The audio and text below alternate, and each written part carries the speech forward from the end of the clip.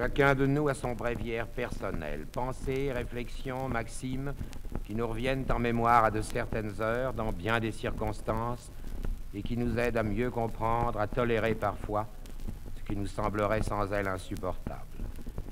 Nous les citons à haute voix quand il le faut, comme autant de preuves à l'appui, sans jamais négliger d'en nommer les auteurs que de la sorte nous appelons à la rescousse. Éclairs d'intelligence, avis judicieux résumés en 2 lignes, opinions provisoires et cependant formelles, cris du cœur où le cœur ne joue pas un grand rôle, expressions heureuses, éloquence d'un mot qu'on prend à double sens, cruauté, gentillesse, aveux encourageants, d'autre part hypothèses, incertitudes séduisantes et paradoxes aussi. Combien je vous préfère à tant d'infolios indigestes et souvent mensongers. Votre brièveté me donne confiance, et l'on se prend à regretter que ceux que nous avons aimés, que ce soit Jules Renard, Anatole France, Marcel Schwob, Courteline ou Mirbeau, ne nous aient pas laissé leur bréviaire personnelle, pensées, maximes ou réflexions de Rivarol, ou de Chamfort, de Pascal, de Voltaire, ou de La Rochefoucauld. Petit livre secret qui nous en dirait long, pensées choisies par eux et qui, groupées même en désordre, constitueraient de chacun d'eux un portrait significatif, révélateur, et d'une sincérité plus grande encore qu'on ne pense. Car citer les pensées des autres, c'est souvent regretter de ne pas les avoir eues soi-même, et c'est en prendre un peu la responsabilité.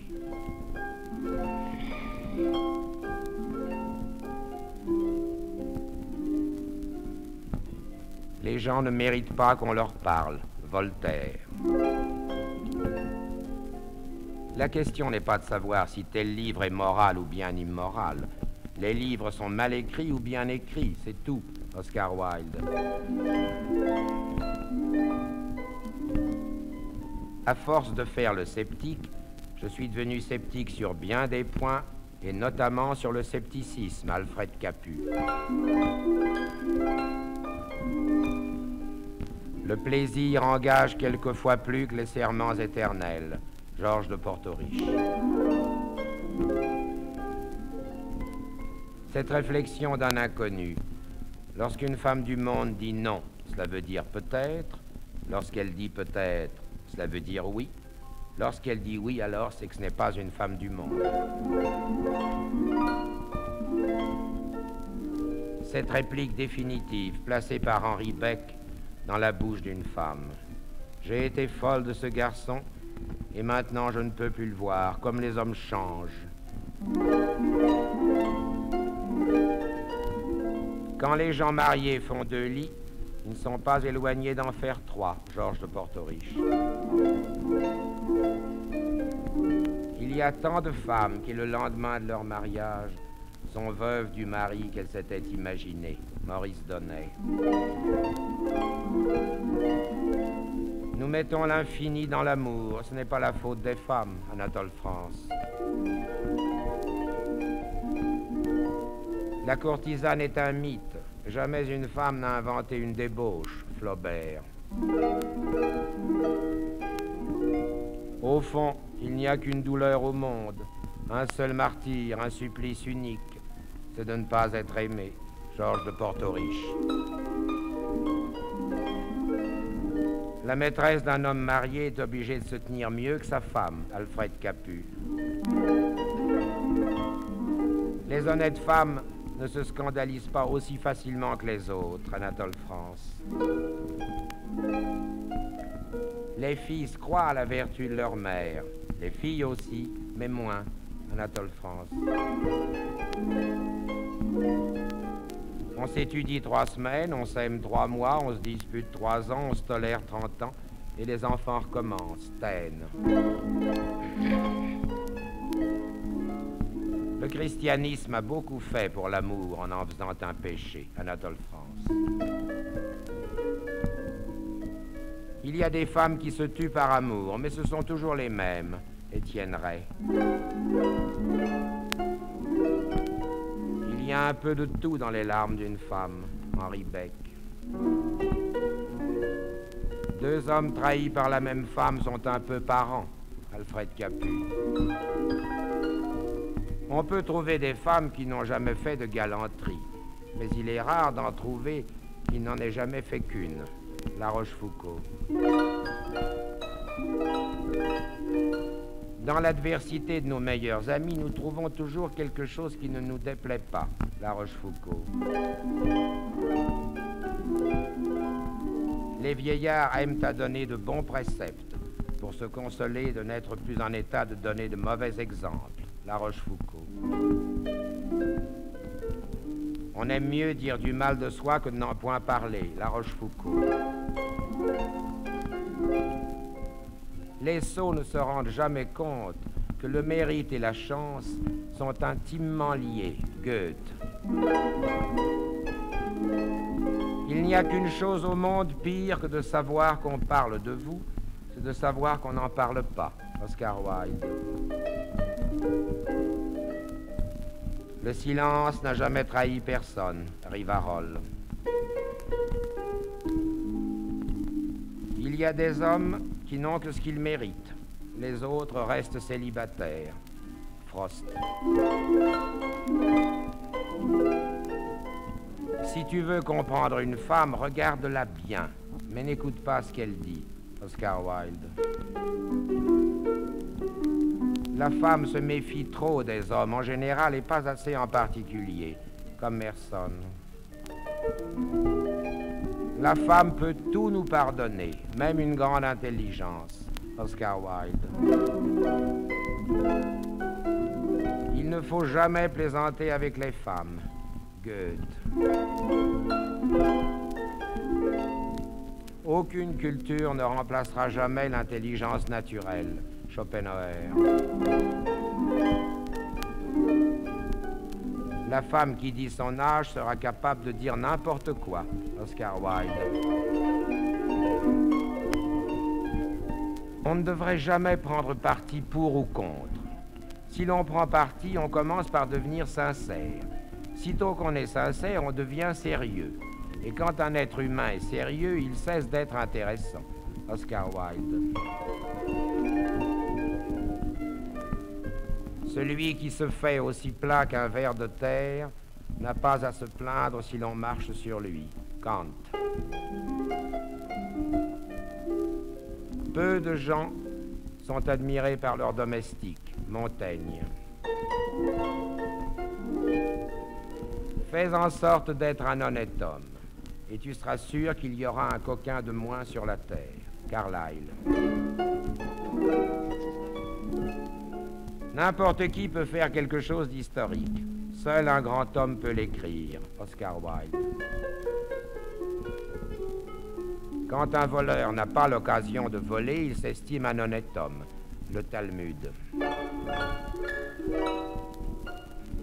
Efforçons-nous de vivre de telle façon qu'à l'heure de notre mort, même l'homme des pompes funèbres en soit tout attristé.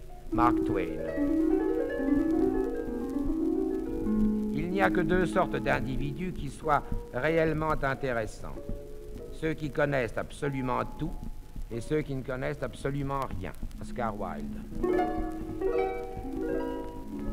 Les femmes sont faites pour être aimées, non pour être comprises. Oscar Wilde.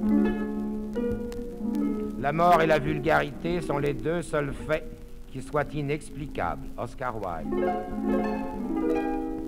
Il vaut mieux être beau que d'être bon. Oscar Wilde. Le meilleur de tous les prophètes, c'est encore le passé. Lord Byron. Les mauvaises manières font un journaliste. Oscar Wilde. Perdre son père ou sa mère peut être considéré comme un bien grand malheur, mais perdre coup sur coup les deux semblerait un manque de soin. Oscar Wilde. Une cause n'est pas nécessairement juste parce qu'un homme meurt pour elle. Oscar Wilde. Il n'y a pas de mystère aussi grand que la misère. Oscar Wilde. La seule différence entre un caprice et une passion éternelle, c'est que le caprice dure un peu plus longtemps. Oscar Wilde. Il y a des moments où l'art atteint presque à la dignité du travail manuel. Oscar Wilde. Les bons romanciers sont beaucoup plus rares que les bons fils. Oscar Wilde. La forme de gouvernement qui convient le mieux à l'artiste est point de gouvernement du tout. Oscar Wilde. On parle toujours mal quand on n'a rien à dire. Voltaire.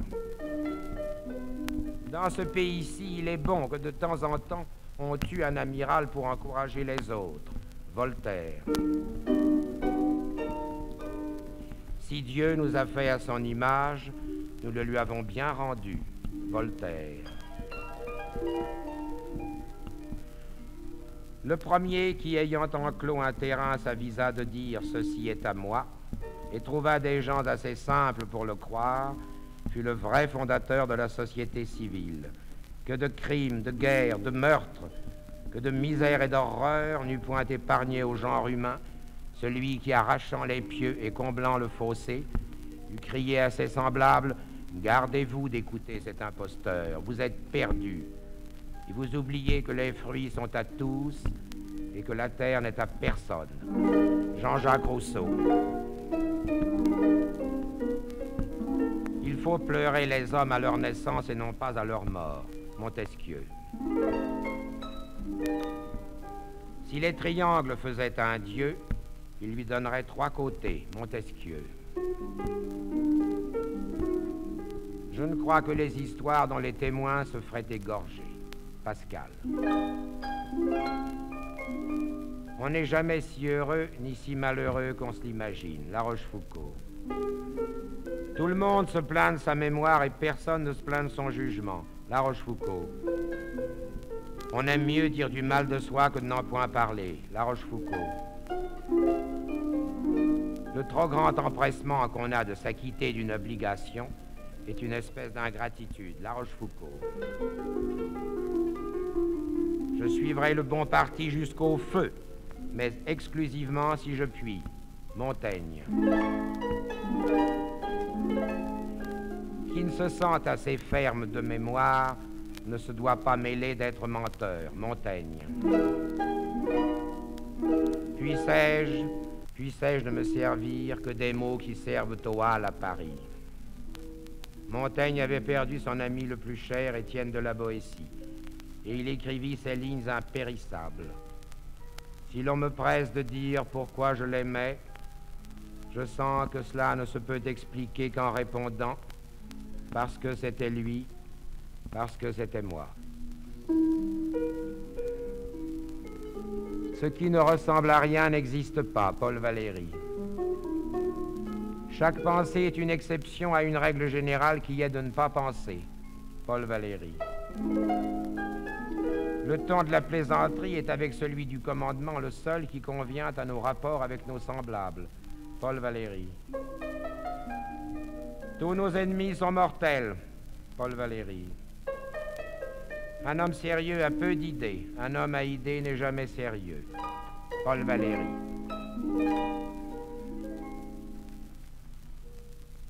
Le châtiment de ceux qui ont trop aimé les femmes est de les aimer toujours. Joubert. S'il m'arrivait de citer 2 fois la même pensée, et si vous en faisiez l'observation, je vous répondrai ce que Voltaire a répondu dans une semblable circonstance. Oui, je l'ai déjà dite, c'est vrai, et je la répéterai jusqu'à ce que vous l'ayez comprise. La fantaisie est l'épreuve la plus périlleuse du talent. Ils ne savent pas, les imprudents, tout ce qu'il faut avoir de bon sens pour oser n'avoir pas le sang commun. Alfred de Musset. La loyauté, c'est très beau, mais malheureusement, ce pays-ci ne nous laisse jamais le temps d'être fidèles Talleyrand. Ce qui n'est pas clair n'est pas français. Rivarol. Tout écrivain complet aboutit à un humoriste. Stéphane Mallarmé. De Mémoire de rose, on a vu mourir un jardinier. Fontenelle. Pour retrouver sa jeunesse, il n'y a qu'à recommencer ses folies. Oscar Wilde. Et voici maintenant des pensées, des réflexions qui sont toutes de Jules Renard. À force d'expliquer quelque chose, on n'y comprend plus rien. Le ministre de la guerre a donné sa démission, la guerre est supprimée. Le succès des autres me gêne, mais bien moins que s'il était mérité. Je rapproche les gens, afin qu'ils puissent se battre de plus près. Ce serait beau l'honnêteté d'un avocat qui demanderait la condamnation de son client. La supériorité d'une fleur sur un bouquet. L'hirondelle, le jouet préféré du vent. Le facteur s'est acheté un petit âne pour aller plus doucement. Les murs de province suent la rancune. Il est admirable que quelques-uns des vivants qui conduisent un mort au cimetière n'éprouvent pas le besoin, pendant qu'ils sont là, de se coucher par lassitude dans la tombe.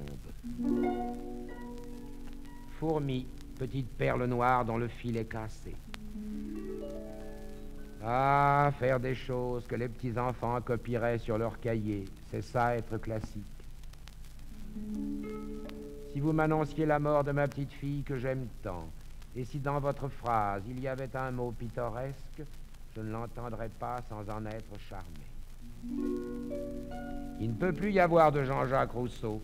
Dès qu'on a du talent, on est connu, donc désarmé. Un bateau s'avance derrière ses voiles comme un guerrier antique derrière son bouclier. Si j'avais du talent, on m'imiterait. Si l'on m'imitait, je deviendrais à la mode. Si je devenais à la mode, je passerais bientôt de mode. Donc il vaut mieux que je n'ai pas de talent. Si tu as perdu ta journée, dis-le bien et elle ne sera pas perdue. C'était un homme aigri par le succès. Il était si laid que lorsqu'il faisait des grimaces, il l'était moins. Il n'y a pas une goutte de pluie qui ne soit tombée aujourd'hui. La porcelaine cassée dure plus que la porcelaine intacte. Un instant, supposez le mort, et vous verrez s'il n'a pas de talent. Son nez a l'air plus vieux que le reste de sa figure. Ah, l'entraînement du porte-plume. Toute seule, la pensée va où elle veut. Avec le porte-plume, elle n'est plus libre. Elle tire de son côté, lui du sien. Elle est comme un aveugle que son bâton conduit de travers, et ce que je viens d'écrire n'est déjà plus ce que je voulais écrire. Le petit frisson avant-coureur d'une belle phrase qui vient. La joie peut-être d'un grand homme qui devine que ses enfants ne seront rien. Sois modeste, c'est le genre d'orgueil qui déplaît le moins. La pie, qui a toujours l'air de descendre un escalier. Une belle action d'un autre et notre vie nous paraît sans saveur. Poète nouveau, retenez bien ce nom, car on n'en parlera plus. Écrire pour les enfants des histoires de chasse racontées par le lièvre.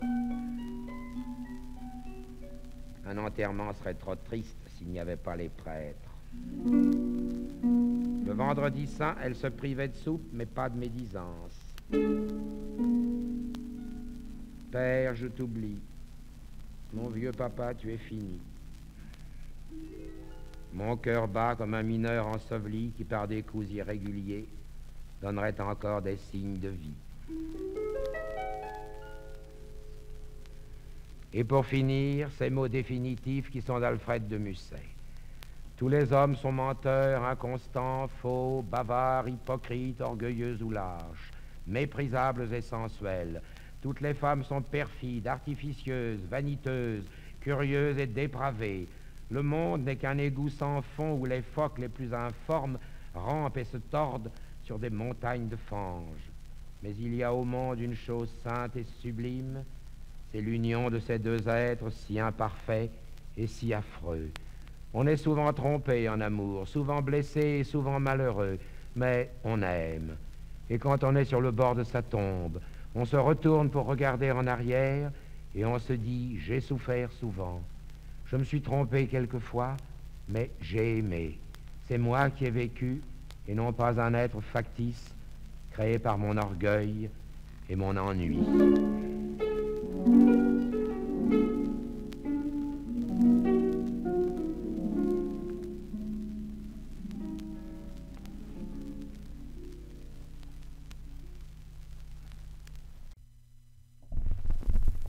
J'ai déchiré le testament que je venais d'écrire.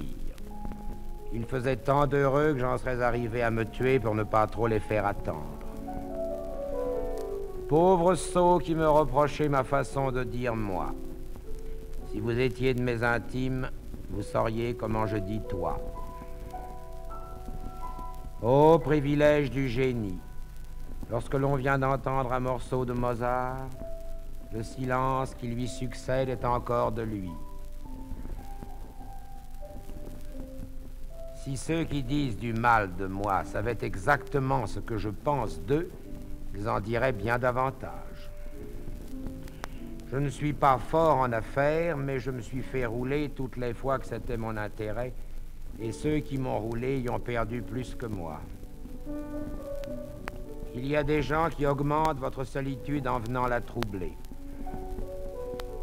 Le théâtre est né de l'Église. Elle ne le lui pardonnera jamais. Jalousie de métier.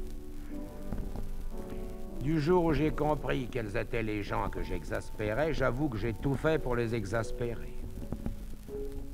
Masque mortuaire? Pourquoi masque? Au contraire, tomber le masque. Redouter l'ironie, c'est craindre la raison. Être privé de quoi que ce soit, quel supplice. Être privé de tout, quel débarras. L'avocat, sans sa robe, et le prêtre en civil se demandent si la vérité ne va pas leur échapper. Je n'ai pas aimé le médecin que j'ai vu hier, il ne joue pas bien. Ils sont venus me voir à l'improviste, elle et lui, ce matin. C'était urgent, ils avaient à me mentir. La vie quotidienne est un peu comme un bal masqué. Nos sentiments et nos travers sont là, fardés et travestis, les uns portant parfois les costumes des autres. Artifices, faux nez, sabres de bois, postiches, tout l'arsenal de la maison hypocrisie et de la fête. Notre ruse est en ingénu, notre caprice est en amour, notre timidité se masque d'arrogance, et notre vanité se met en modestie. Mais ce n'est pas encore assez. Notre vulgarité s'attiffe en roi soleil, notre avarice en guenillier prétend qu'elle est l'enfant prodigue, et notre lâcheté s'habille en matamore. Oui, déguisés, tous ils sont là, et nous sommes les seuls à ne pas les reconnaître. J'ai appris à aimer certains hommes par le mal que j'en avais entendu dire par d'autres hommes que je n'aimais pas. La chapelle Sixtine, c'est à se mettre à genoux, c'est bien simple. On peut pleurer pendant 2 jours, on ne peut pas rire pendant 2 heures. Dame, ce sont les autres qui vous font rire, tandis que c'est sur soi qu'on pleure. Un homme devient un sectaire quand il s'est aperçu qu'il était dans l'erreur et qu'il n'en démord plus. On n'est traduit en toute langue que si l'on est de son pays absolument. Et Cervantes ne serait pas universel s'il n'était pas l'Espagne elle-même en personne. Être assez intelligent, c'est n'être pas assez intelligent précisément. Être à moitié quoi que ce soit d'ailleurs est inutile, car c'est toujours l'autre moitié qui fait défaut. Ah, que les hommes ont donc la mémoire courte, et se peut-il qu'en devenant des pères, ils oublient aussitôt qu'ils ont été des fils. Il avait épousé sa vieille maîtresse pour n'être pas tenté de faire un jour ou l'autre un mariage d'amour. Dans le silence de la nuit, sans le tic-tac d'une pendule, on est un sourd. Imagine-t-on un poète français qui n'ait pas lu Villon et qui ait du génie? Je n'en vois qu'un, et c'est Villon. Nos dénouements sont arbitraires, et le rideau final n'est qu'une solution de continuité. Une comédie qui se termine par un mariage, c'en est une autre qui commence, ou bien un drame. Beau rideau cramoisi orné de franges d'or, combien entraînes-tu de pièces dans ta chute? Je n'aurais jamais épousé la fille de Molière ou celle de Fragonard, car je ne me serais pas reconnu le droit de faire des petits-fils à des hommes pareils.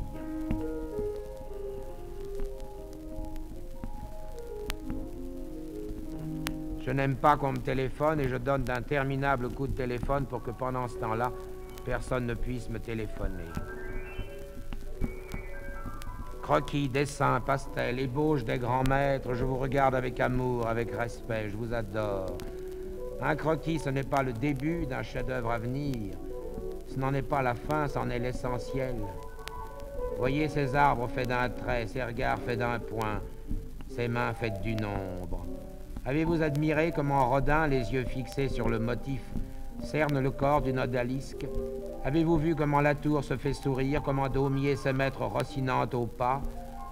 Comment s'y prend Degas pour que sa danseuse ait effleuré le sol la seconde d'avant?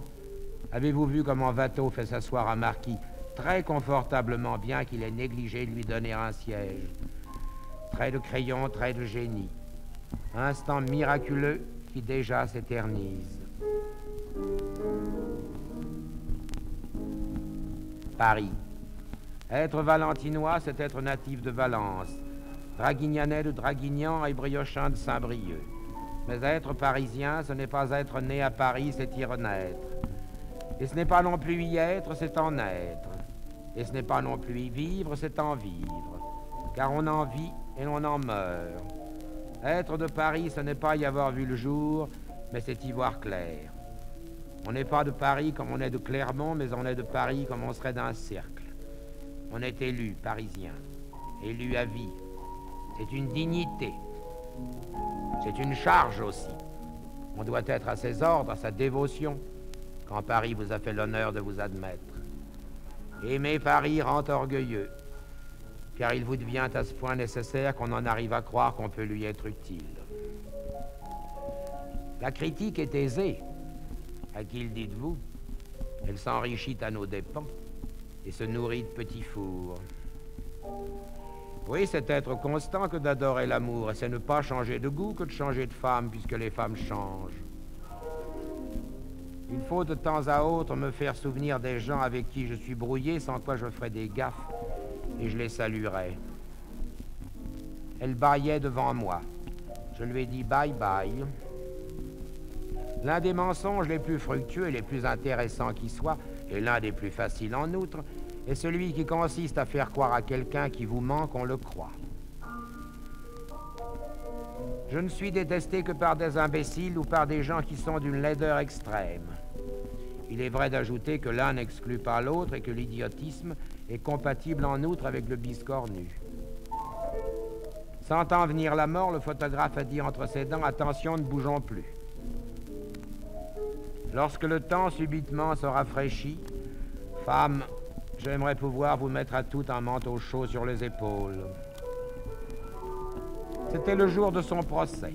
En désespoir un peu de cause, l'accusé s'adressant au président du tribunal, lui dit ingénument « Monsieur, je vous fais juge ». L'homme le plus modeste du monde à l'égard de sa propre valeur pensera néanmoins qu'il en sait toujours assez pour enseigner à son fils le métier qu'il exerce.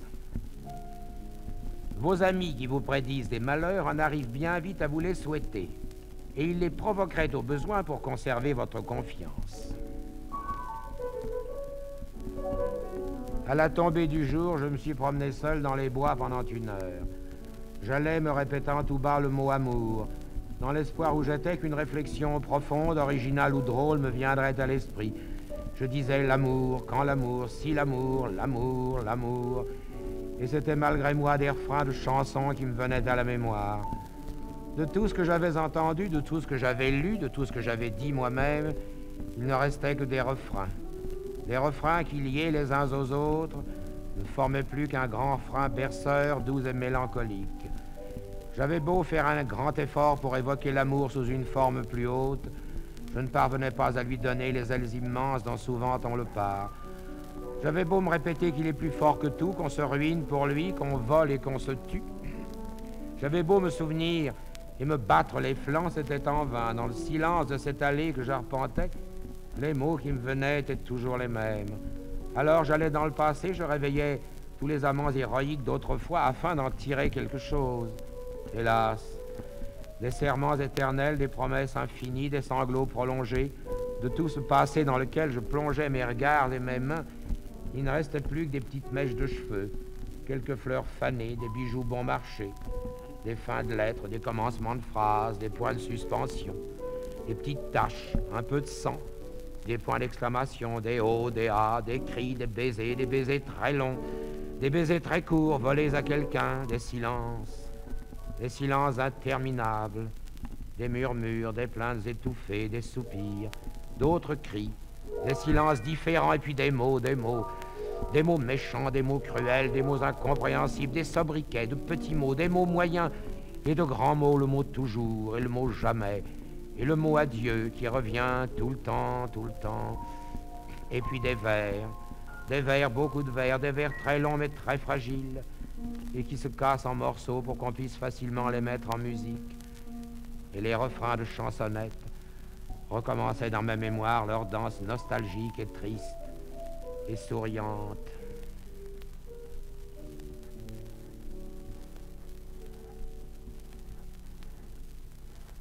Quand une femme qui me plaît me fait demander au téléphone, je me donne vite un coup de peigne avant d'y aller. Elle était juchée sur 10 centimètres de talons. Les épaules de son manteau étaient rembourrées à la mode. Elle venait de faire sa permanente et ses racines. Ses ongles étaient carminés sang de bœuf. Ses yeux bleus s'ornaient d'une frange de faux cils. On voyait que son fond de teint était invisible. Le rouge qu'elle avait aux lèvres en rectifiait les courbes. Et avouez qu'il faut être aussi fou qu'un homme amoureux pour dire à cette femme « Dis-moi la vérité, c'est tout ce que je te demande. » Quand on aime une femme laide, il n'y a pas de raison pour que ça cesse. Même au contraire. On l'aimera de plus en plus, puisque si la beauté s'altère avec le temps, la laideur, elle, s'accentue. Dieu, que tu étais jolie ce soir au téléphone. Ce qui les inquiète toutes à leur propre sujet, c'est la facilité avec laquelle je me console du départ de la précédente. Elle s'attache à moi à la façon du lierre. Décidément, je suis mûr. Quand on me dit d'une femme qu'elle est cultivée, je m'imagine qu'il lui pousse de la scarole entre les jambes et du persil dans les oreilles.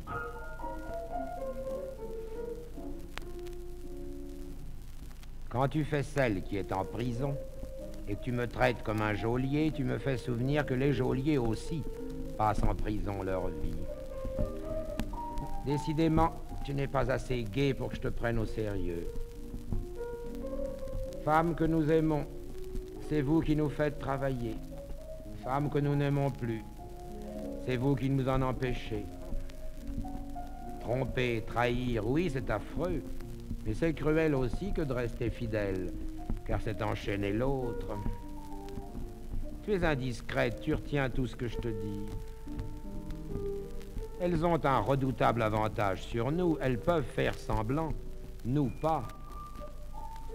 Je conviendrai volontiers qu'elles nous sont supérieures, rien que pour les dissuader de se croire nos égales. Souvent, j'en mets plusieurs dans le même panier. Quand je les y mets toutes, je ne t'oublie jamais. N'est pas cocu qui veut, et nous ne devons épouser que de très jolies femmes si nous voulons qu'un jour on nous en délivre. Faut-il être assez sûr, mon Dieu, qu'on les adore pour oser en parler ainsi? Ma femme s'est remariée avec un emballeur. Je suis le premier mari de la femme d'un emballeur.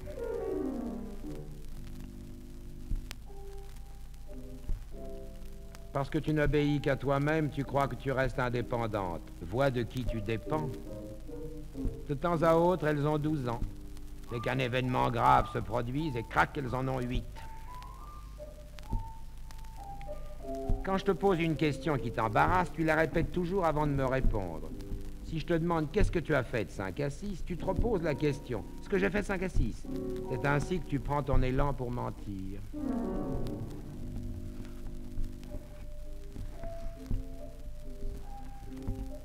Elle croit que tous les hommes sont pareils parce qu'ils se conduisent de la même manière avec tous les hommes. Une femme sur ses genoux avec laquelle on n'est plus d'accord, c'est lourd.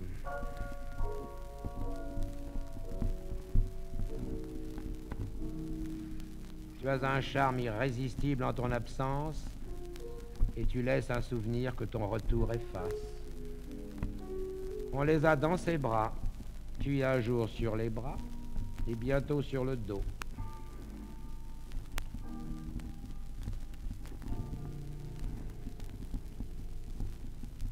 Mon nom était fait, je me suis fait un prénom. N'ayant pas eu d'enfant, je suis toujours un fils. Si lorsqu'ils prennent la parole, les idiots brusquement disaient le contraire de ce qu'ils allaient dire, ce serait ébouriffant. Ils continueraient d'être des idiots et ne diraient pourtant que des choses sensées. Que de lettres l'on écrit que pour leur post-scriptum. Avez-vous observé tous vos amis de dos? Ne le faites jamais. Rarissimes sont ceux que vous rappelleriez. L'humour. Pour qu'une plaisanterie humoristique ait, si j'ose dire, son plein rendement, il convient que 3 personnes soient en présence. Celle qui la profère, celle qui la comprend et celle à qui elle échappe. Le plaisir de celle qui la goûte étant décuplé par l'incompréhension de la tierce personne.